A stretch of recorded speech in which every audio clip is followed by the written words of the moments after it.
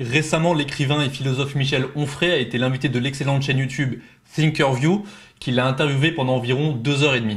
Si tu ne connais pas Thinkerview, je t'invite à aller t'y abonner dès que tu auras terminé de regarder cette vidéo. Tu pourras me remercier plus tard pour le service que je viens de te rendre. Si on parle un peu tout chez Thinkerview, science, économie, écologie, technologie, agriculture, hacking, cette intervention de Michel Onfray s'est aventuré sur les terrains de la religion, du sacré, du vivant ou encore de l'éthique. Michel Onfray fait clairement partie aujourd'hui de ces personnalités qui déchaînent les passions, qui souvent polarisent les auditeurs et les spectateurs et les spectatrices de ces interventions en celles et ceux qui généralement l'admirent et l'adoubent et celles et ceux qui au contraire le détestent et l'exècrent. Si tu n'étais pas au courant, ses opinions politiques et ses convictions à l'endroit du réchauffement climatique, mais aussi et surtout de la religion et notamment de l'islam, ont effectivement fait de son discours l'objet de diverses polémiques au cours de ces dernières années. Franchement, il est indéniable que Michel Onfray maîtrise et manie la langue française comme finalement peu de personnes est capable de le faire. Son vocabulaire, la richesse de sa culture générale en font un excellent orateur. Pour autant, on peut être un grand orateur, mais produire un discours, produire une pensée certes fournie, mais dont la forme impeccable dissimule un fond bancal, des raisonnements fallacieux, des impostures intellectuelles et des imprécisions qui, si elles étaient détectées, nuiraient profondément à la force du discours de la pensée en question. Je vous laisserai libre de déterminer si Michel Onfray fait partie ou non de cette lignée-là. En tous les cas, en ce qui me concerne, je vais me focaliser aujourd'hui uniquement sur son argumentaire à l'endroit de la cause animale. Michel Onfray n'est évidemment ni vegan ni antispéciste, ça je ne vous l'apprends probablement pas. Néanmoins, il est bien entendu familier avec le travail de certains grands philosophes comme Jeremy Bentham ou Peter Singer qui ont défendu la cause animale par le passé. C'est-à-dire qu'il connaît en substance les grands arguments en faveur de la cause animale et notamment cette célèbre citation de Jeremy Bentham. Maintenant, ce qui est vraiment étrange avec Onfray, ce sont les fluctuations de son discours en faveur des valeurs animalistes et du véganisme par moment, puis en leur défaveur à d'autres moments. Difficile donc de situer très exactement sa position sur ces sujets-là, d'autant qu'il rejette finalement un grand nombre des arguments auxquels nous, les militants pour les droits des animaux, sommes régulièrement confrontés. Il a par exemple admis que tous les abattoirs sont des lieux terribles, peu importe la méthode de mise à mort employée ou le label. Dans un abattoir, on abat les animaux. Et d'un seul coup, quand on nous fait voir ce qui se passe dans un abattoir, on estime que c'est terrible. Or, c'est terrible, un abattoir. Pas seulement quand on le filme. Alors on dit, ben voilà, il y a un moment où effectivement un animal doit passer la tête dans un endroit où il est électrocuté d'abord, puis tué ensuite. Et là, si la tête est un peu plus haute ou si elle est un petit peu plus basse, l'électricité ne passe pas et on a quelqu'un qui est payé aux pièces d'une certaine manière et qui est là avec une espèce de maillet en acier et qui tue l'animal parce que il faut régler le problème, quoi. Et on dit quelle monstruosité. Est-ce que l'animal électrocuté et tué, c'est mieux que l'animal qui est abattu comme il l'est de manière un peu ancienne? Moi, dans l'abattoir, on abat les animaux, on les tue, on les stresse.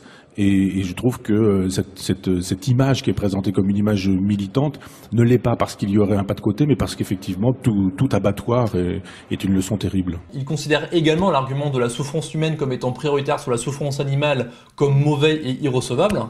L'une des remarques qui est souvent adressée aux véganes ou plus généralement à ceux qui se soucient de la cause animale est que l'on ferait bien de se soucier d'abord des souffrances humaines avant de se soucier des souffrances animales. Votre avis, Michel Onfray, à ce sujet ?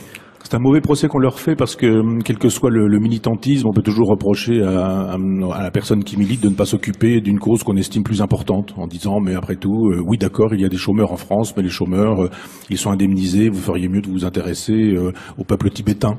Et puis d'autres diront, mais moi je m'intéresse au peuple tibétain, et d'autres diront, oui, mais le peuple palestinien, et puis d'autres vous diront, oui, mais enfin vous pourriez aussi penser au peuple de Cuba, etc. Donc ça n'est pas une bonne façon de faire que de dire qu'il y a d'autres misères et que d'autres misères sont préférables. Ou je pense en plus de ça que les véganes ne sont pas des gens qui estiment que la misère du monde ne compte pour rien, que l'exploitation ne compte pour rien. Ce ne sont pas que des véganes, les véganes. Ce sont aussi des citoyens, ce sont aussi des gens qui, au-delà de ce combat, sont capables d'avoir de la compassion pour d'autres souffrances, y compris bien sûr des souffrances humaines. Et il a même été plus loin, Michel Onfray, puisqu'il a reconnu vivre en contradiction avec ses propres valeurs de respect des autres animaux et même avoué la légitimité du véganisme. Mais alors comment justifier dans ces conditions la consommation de viande ? Vous avez raison, c'est l'une de mes contradictions, c'est-à-dire que si je pense, je deviens végétarien. Et si je mange de la viande, c'est parce que je n'ai pas pensé. Si on commence à penser ce qui s'est passé en amont de notre assiette, alors effectivement, on peut plus tolérer ça. Mais de fait, je pense que nous ne pensons pas bien ces choses-là, qu'il nous faudrait réduire la consommation carnée, probablement jusqu'à peut-être imaginer une disparition. Ça peut être un fait de civilisation. Et je sens bien que à chaque fois que je pense la viande que je mange, eh bien, je pense que la vérité est du côté des végétariens et que même d'une certaine manière, la vérité est du côté même des véganes. Et puis, dans le même temps, il est bel et bien capable de tomber dans une sophistique un peu facile et indigne d'un grand penseur, comme en témoigne cette autre interview de lui, où il enchaîne en 35 secondes, argumentaire ad personam, confusion, corrélation, causalité, et un espèce d'homme de paille aux airs de fausses analogies. Le problème, c'est la question de la cruauté, c'est la question de l'élevage, c'est la question des souffrances infligées aux animaux, c'est ça le vrai problème. Parce qu'on ne peut pas faire l'économie de la nourriture carnée. C'est un truc d'intellectuels des villes. La plupart du temps, les véganes sont... Les intellectuels des villes. Oui. Mais faites une sociologie des véganes, vous n'en trouverez pas beaucoup dans les campagnes. Ce qu'ignorent les véganes, c'est que une vache, un cheval, un cochon, ce sont des produits culturels et pas naturels. Ça n'existe pas dans la nature. C'est un produit de milliers d'années de domesticité, de domestication. Et l'idée de leur dire rendons-leur la liberté, c'est comme si on disait à un enfant qui arrive au monde, pour éviter qu'il soit dans la domination parentale et dans la transmission de tous ces problèmes de phallocratie et de misogynie, on le touche pas, on le nourrit pas, on le laisse comme ça naturellement parce que la nature est bonne. Mais cet enfant, dans les 24 heures, il est mort. Premièrement, que les véganes soient des intellectuels des villes en majorité ou non est absolument hors sujet, car finalement ça ne dit absolument rien sur la validité de leurs arguments. Et ça n'est pas non plus d'ailleurs un argument contre le véganisme. Secondement, qu'il existe davantage de véganes dans les villes qu'ailleurs n'indique pas nécessairement que la ville génère plus de véganes que la campagne. La confusion entre corrélation et causalité réside ici dans la croyance qu'un éloignement prolongé entre les humains et la campagne serait le facteur qui détermine si leur chance de devenir vegan augmente, et si ce choix est justifié ou non, au lieu de l'accès par exemple aux nouvelles technologies, au traitement de l'information, ou encore à l'environnement social. Ce qui bien sûr ne peut être affirmé qu'études pertinentes et données empiriques à l'appui. Quant à l'analogie de l'enfant qui viendrait au monde et qu'on abandonnerait pour lui éviter la domination de ses parents, elle est tout simplement erronée et inadéquate. Il y a vraiment une différence d'ordre fondamental ici, qui est que l'être humain lorsqu'il naît dispose d'une valeur morale, alors que l'animal non humain lorsqu'il naît dispose d'une valeur marchande. Je reviendrai sur cette notion de libération animale, puisque Michel Onfray l'invoque et la développe dans son interview chez Thinkerview. De plus, je réfute en masse l'idée que la nature soit bonne, ce qui est en essence l'argument fallacieux de l'appel à la nature. Et je suis bien conscient, comme beaucoup de véganes, comme la plupart même des véganes, contrairement à ce que dit Michel Onfray, que les animaux d'élevage n'ont plus rien à voir avec leur version non domestiquée. Maintenant qu'on sait que Michel est capable du meilleur comme du pire, et qu'on est au courant pour cet étonnant lunatisme moral dont il a pu faire preuve sur le sujet auparavant, intéressons-nous maintenant précisément à son interview chez Thinkerview. Sur 2h30 d'un quasi-monologue de Michel Onfray, il n'y a eu finalement que 10 minutes à peu près dédiées au sujet du véganisme et de l'animalisme, mais c'était bien assez pour produire une réponse. Écoutons donc un petit peu ce qu'il a dit et comment le thème du véganisme a été amené. Intéressant que vous parliez de l'Inde. Quand vous parlez d'Inde ancestrale, est-ce que vous pensez que c'est cette même Inde qui a créé le mouvement indépendantiste, pas indépendantiste, mais le mouvement très radical, pro-vache, pro-tradition, qui tape sur tout ce qui bouge dès qu'on mange de la viande ou dès qu'on touche une vache? Est-ce que vous pensez que c'est un repli identitaire indien aussi? En Occident ? En Inde et puis après en Occident. Non, parce qu'en Inde, c'est pas pareil. C'est-à-dire en Inde, si vous réintégrez cette idée de la transmigration des âmes, de ce qu'on appelle la métempsychose ou la métensomatose, vous n'êtes jamais votre corps n'est jamais qu'un passage pour votre âme qui, elle, dure, et quand vous mourrez, votre âme s'incarne en fonction de la vie que vous aurez menée, et elle peut s'incarner dans mieux ou dans moins bien, suivant la vie que vous aurez, et il y a effectivement un moment donné où quand vous êtes un sadhu, un sage total, eh bien, vous n'avez plus besoin d'une incarnation, et votre âme, elle s'en va dans ce que Emerson appelait une espèce de sur-âme, c'est une espèce d'âme du cosmos. Donc il y a toujours cette idée que les animaux sont des vivants au même titre que les humains et qu'on peut se réincarner dans un animal et que parfois on peut même, on passe évidemment de l'animal à l'homme, mais également de l'homme à l'animal. Et ça se trouve déjà chez Platon, mais parce que ça vient de Pythagore et que Pythagore est allé voir en Inde. Et donc là, il y a un soubassement métaphysique, ontologique, spirituel, religieux. Je pense qu'en Occident, le véganisme ne s'appuie pas complètement sur cette transcendance. Il y a une espèce d'immanence qui est une immanence de morale moralisatrice qui consiste à dire il faut être doux, il faut être tendre, il faut être gentil, il faut pas faire de mal aux bêtes, il faut pas faire de mal aux plantes, il faut pas faire de mal à la terre, il faut pas faire de mal à l'air, il faut pas faire de mal à l'eau, etc. On s'excuse, ça reste très judéo-chrétien, on s'excuse d'exister parce que, évidemment, de temps en temps, quand on parle, on émet du gaz carbonique et on contribue au trou de la couche d'ozone, etc. Donc il y a une espèce d'éthique de la compassion généralisée qui est pour moi non pas une exacerbation de l'idéologie hindouiste, mais une exacerbation d'un certain type de catholicisme. C'est-à-dire le catholicisme d'un Saint François d'Assise qui parle aux oiseaux, au Saint Jérôme qui est en compagnie du lion, enfin, cette espèce d'harmonie, d'ailleurs le pape en fait ses choux gras aujourd'hui, mais l'harmonie entre l'homme, la nature, les animaux, en disant il faut absolument que nous retrouvions une espèce de sens à notre existence, donc il faut moins manger de viande, voire il faut plus manger de viande du tout. Puis alors évidemment il y a des radicaux qui estiment qu'il faut évidemment ne plus manger de viande, mais qui ne sont pas contre le fait d'égorger un boucher s'il le faut. Donc vous l'aurez vite compris, on a ici un Michel Onfray en roue libre totale. En moins de 50 secondes, il passe d'une éthique de la compassion généralisée à certains véganes radicaux ne seraient pas contre le fait d'égorger des bouchers s'il le faut. Comme dirait l'autre, ça a escaladé rapidement. Plus sérieusement, une dernière phrase qui se lit en passant est une accusation très grave dont il ne semble pas mesurer la portée. Enfin voilà, il semble dans un premier temps tenir des propos très critiques envers le véganisme qui naît, si on l'écoute, de l'immanence d'une morale moralisatrice, laquelle enjoindrait à la gentillesse ou encore à la douceur, puis il dérive ensuite vers ce qui sonne comme un homme de paille du véganisme, qui à aucun moment, et ça tout le monde le sait, en principe ne dit qu'il ne faut pas faire de mal aux plantes, à l'eau ou à l'air, le tout doublé d'un appel au ridicule. On tient donc ici la première tactique fallacieuse de Michel Onfray dans cet entretien. Et puis, dans un second temps, lorsque Sky, la voix de Thinkerview, lui demande si c'est là sa vision du mouvement vegan, je cite, voilà ce qu'il répond. Ça, c'est votre avis sur les mouvements véganes ? Non, parce que... On a donc ici la démonstration parfaite de ce qui est régulièrement reproché à Michel Onfray et qui lui porte, à mon avis, beaucoup de préjudice. Il se laisse aller un discours aussi moralisateur que celui qu'il dénonce et qui l'accuse, avant de se rétracter soudainement. Alors, je sais pas pour vous, mais en ce qui me concerne, si Sky n'avait pas posé cette question, je pense que tout le monde aurait compris que c'était là vraiment l'opinion que Michel Onfray se faisait du mouvement animaliste. Heureusement, le philosophe se rattrape, si je puis dire, en exposant de manière purement factuelle cette fois-ci les pratiques de l'industrie laitière. Un peu comme l'avait fait Joaquin Phoenix à son discours aux Oscars. Parce que moi je pense que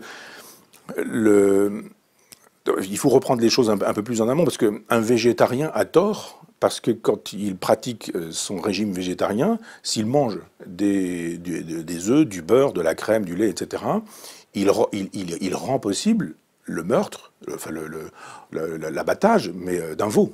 C'est-à-dire la vache, elle fait du lait pour nourrir son veau. Si vous voulez que le lait, il donne des yaourts, il donne du beurre, il donne du fromage, ben il va bien falloir que vous abattiez le veau, parce que il faut que vous preniez le lait à la vache, et si la vache n'a plus le lait pour le veau ne vit plus, donc voilà pourquoi nous mangeons du veau.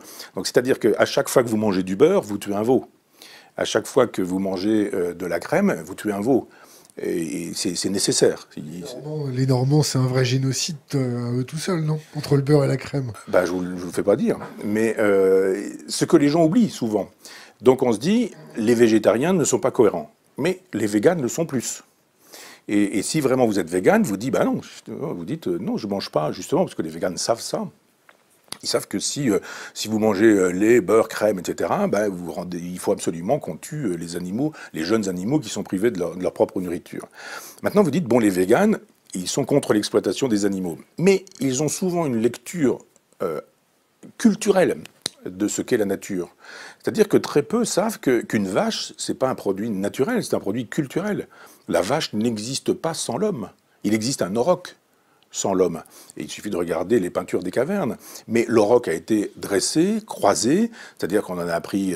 alors, vous pouvez prendre des animaux qui donnaient du lait, d'autres qui donnaient de la viande, d'autres qui donnaient de la férocité, d'autres qui donnaient... les chevaux, on a fait la même chose avec les cousses, le fameux le cheval primitif, d'une certaine manière. Le cheval primitif, il rend possible aujourd'hui un pur sang arabe ou un anglo-arabe, et il rend possible en même temps un cheval de trait. Ou pour parler mieux aux gens qui comprendront peut-être mieux, le loup d'origine rend possible aussi bien le Doberman que le Chihuahua. il s'est passé quoi entre le Doberman et le Chihuahua, puisque ces chiens de tout petits, petit salut à mon Chihuahua, au Chihuahua de Dorothée qui s'appelle Diogène, entre le Chihuahua et le Doberman qui est haut comme ça, ou le Dog allemand, ou ce genre de choses, il y a une même source. C'est-à-dire que les animaux, les poules, les vaches, les cochons, etc., n'existent pas autrement qu'après la domestication des hommes. Donc il y a des phacochères, il y a des sangliers, mais il n'y a pas de porc. Le porc, c'est du dressage, c'est un travail culturel, ce sont des siècles d'agriculture qui ont rendu ça. Le paysage, c'est la même chose. Le paysage, sauf dans des endroits qui sont restés totalement sauvages, mais quand on est devant la nature et qu'on se dit oh, « la nature est belle », etc., mais tout ça a été façonné. Les hommes ont taillé, coupé, émondé, planté.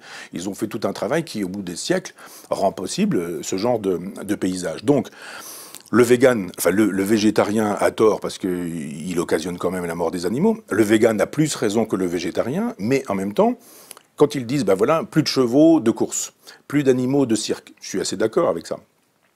Moi, j'ai honte de voir des ours, des lions dans des cages, par exemple, ou des otaries habillés comme des petits garçons, des choses comme ça. Enfin, moi, j'ai honte pour les hommes. Donc, je suis pas contre le fait qu'on en finisse avec ça. Pardon ? Sur le parvis de l'Élysée. Oui. Vous avez des gens qui... j'ai perdu mon sens de... Oui, donc, ils veulent éviter, par exemple, les courses de lévrier, ils veulent éviter les animaux domestiques. Et on se dit, mais effectivement, vous avez un chat chez vous, eh ben, le chat, il a été fabriqué pour être un animal domestique. Donc ça va, il a son truc, il n'y a pas de problème.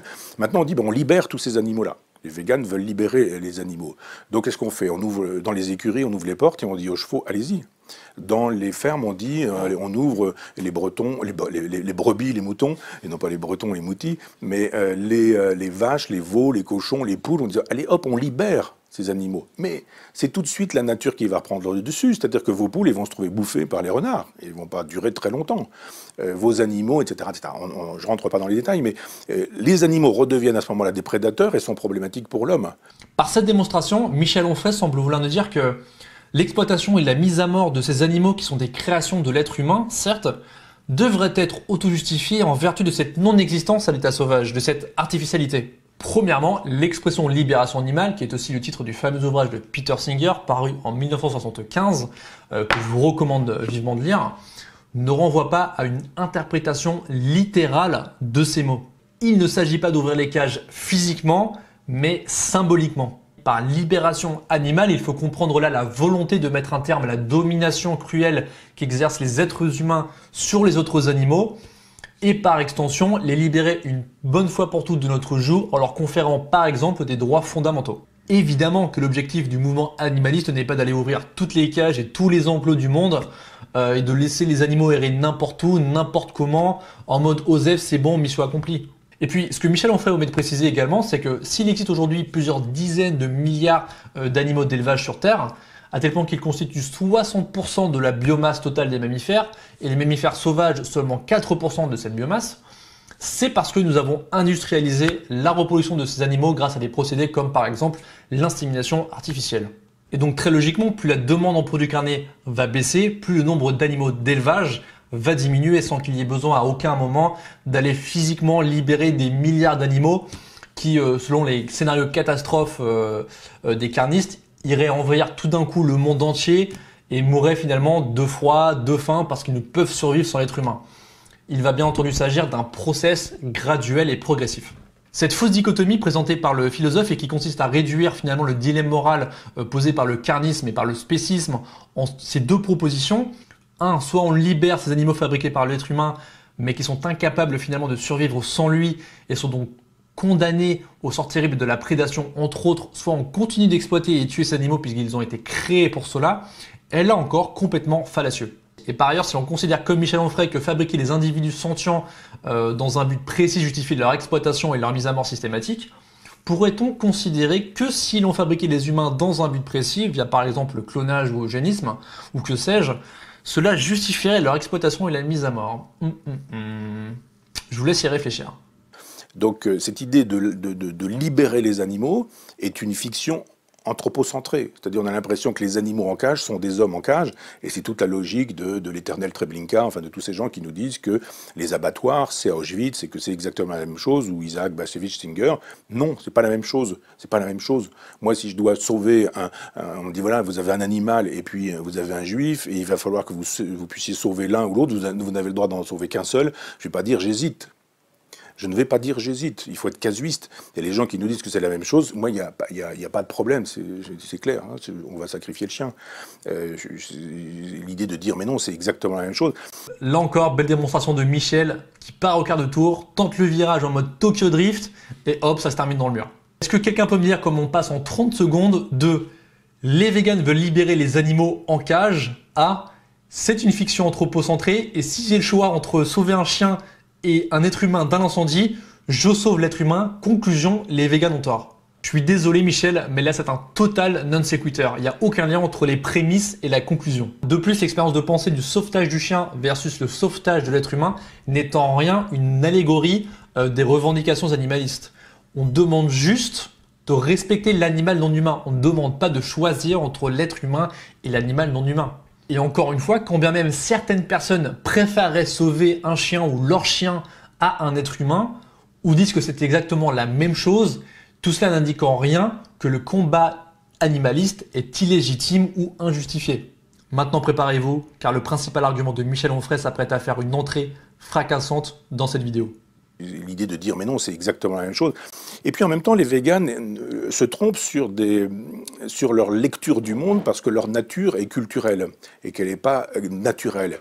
Si vous vous intéressez un peu aux plantes ou aux arbres, et on est en train de le faire et c'est tant mieux, vous avez des gens qui travaillent sur la neurophysiologie végétale.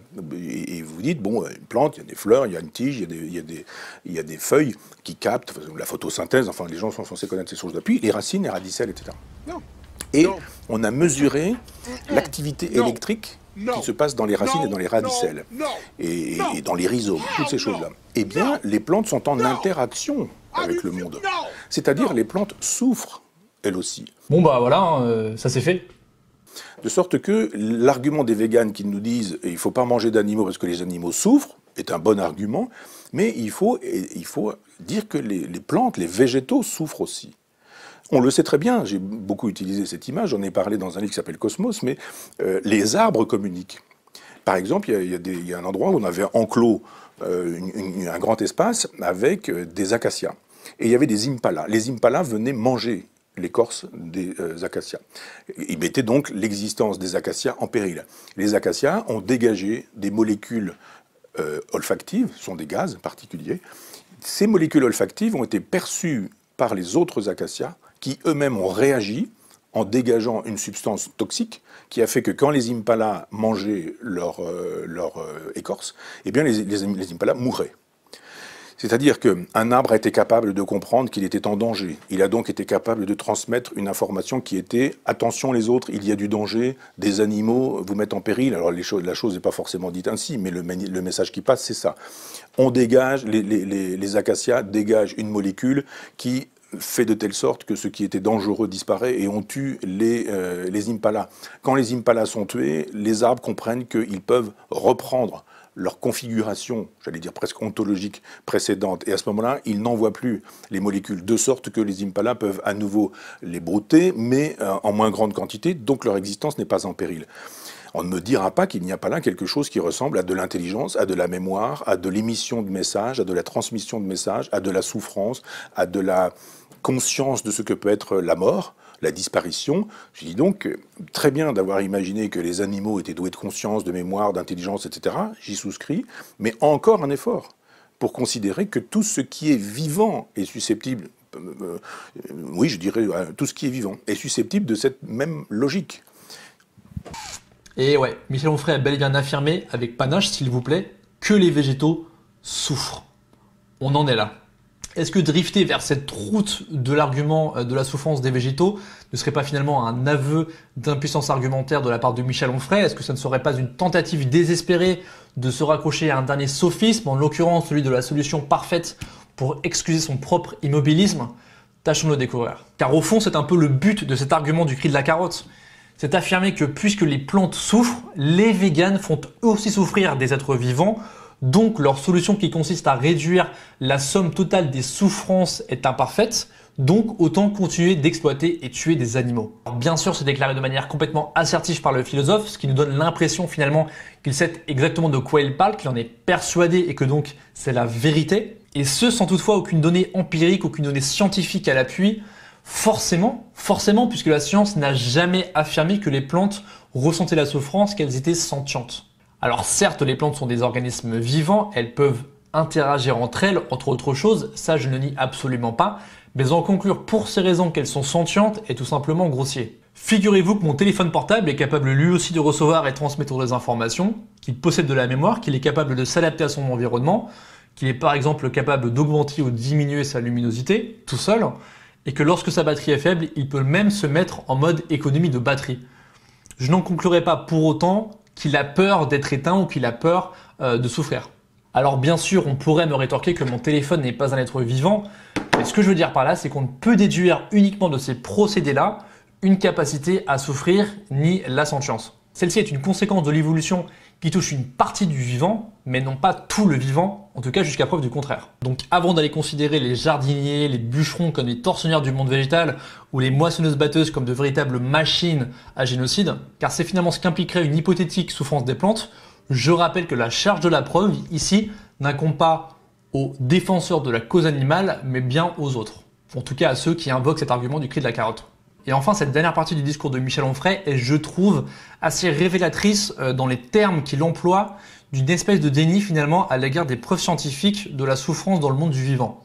On pourra m'accuser peut-être à raison ici d'être pointilleux sur la sémantique, mais nous n'avons pas qu'imaginer que les animaux étaient sentients. On l'a prouvé scientifiquement, ce qui n'est vraiment pas du tout la même chose. Ce que je veux dire par là, c'est qu'avoir une croyance que les plantes souffrent, ce n'est pas savoir que les plantes souffrent. C'est tout pour cette vidéo de réponse à Michel Onfray. Encore une fois, je vous invite à aller vous abonner à la chaîne Thinkerview. Il y a vraiment des choses très intéressantes sur leur chaîne. Et je vous dis à très bientôt pour une nouvelle vidéo. Encore une fois, n'hésitez pas à liker, commenter, partager si ça vous a plu. Et je vous dis à très bientôt. Ciao.